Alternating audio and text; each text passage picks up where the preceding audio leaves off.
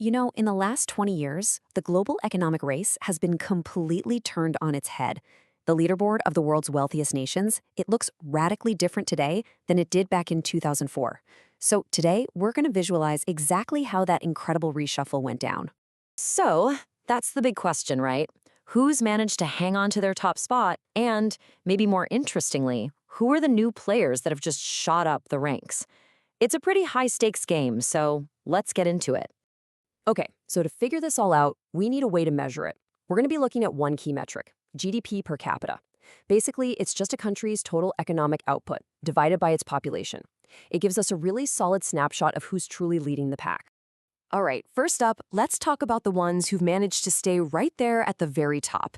The perennial champions who've basically held their ground for decades. And at the absolute pinnacle of that list, you'll find Luxembourg.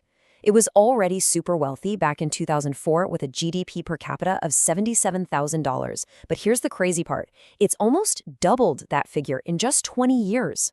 Yeah, let's just let that number sink in for a second. $138,000. That is the average economic output for every single person in Luxembourg today. I mean, that is an exceptionally high number, and it's what keeps them locked in at number one. And you see a similar story with another classic powerhouse, Switzerland.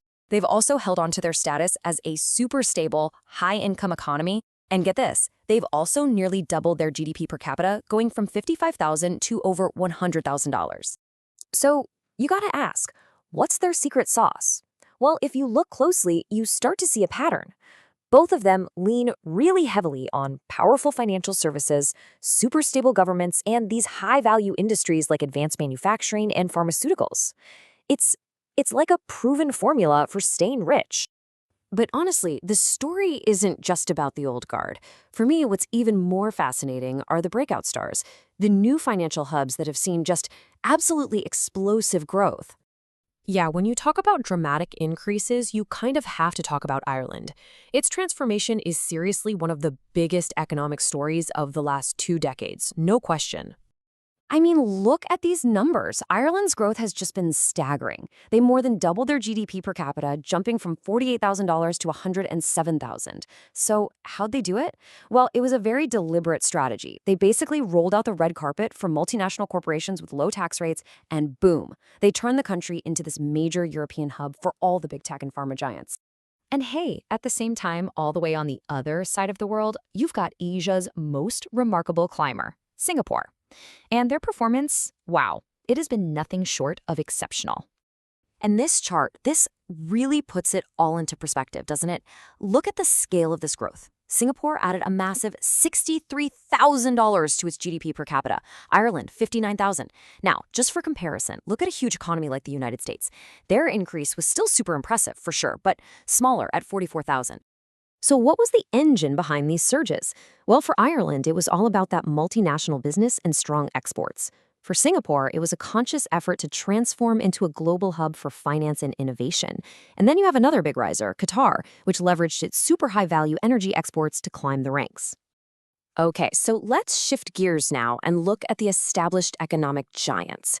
We're talking about the big, powerful nations that maybe don't have that same explosive headline-grabbing growth, but what they do have is incredibly consistent, powerful expansion year after year. And this table really shows you that steady march forward. Just look at the United States. It more than doubled its GDP per capita, moving from $42,000 to $86,000. I mean, that represents a massive engine of economic growth. And you see a pretty similar story of strong, consistent performance from those key Northern European economies, like Norway, Iceland, and Denmark. They just keep expanding while maintaining an incredibly high standard of living. So, what's the foundation for this kind of steady growth? Well, it's pretty clear, even if the details differ a bit. For the US, a huge part of the story has been the tech sector and just massive gains in productivity. Over in Northern Europe, it's more about that stable governance and having really diversified, resilient industries. But the common thread? A huge focus on human capital, their people, and high-value sectors. Okay, so we've looked at all this data. Let's take a step back. What's the big takeaway here? What do these trends over the last 2 decades really tell us about how wealth works in the modern world? It really boils down to 2 main stories. First, you've got this incredible surge of these specialized hubs. these smaller, more agile countries that went all in on finance and innovation. And they have just soared.